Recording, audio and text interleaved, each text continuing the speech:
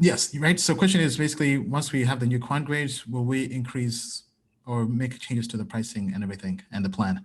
That is something we're looking into, because currently with Token Metrics, we have about 300 coins.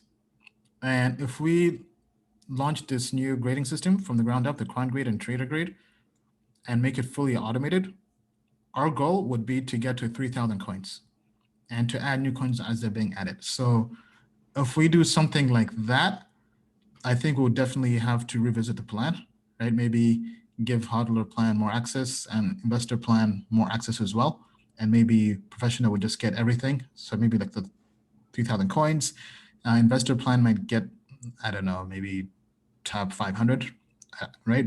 While hodler might be top 100. So that's something our team can definitely look into. But we'll definitely keep you updated on that. But I would say initially there would be no change, but I would say maybe towards end of the year or maybe towards early next year, we might do a complete restructuring on the level of access. Because once we have more coins, I do agree it does make more sense to give everyone more access, right? That's kind of the Token Metrics way. All right, but thank you for that question.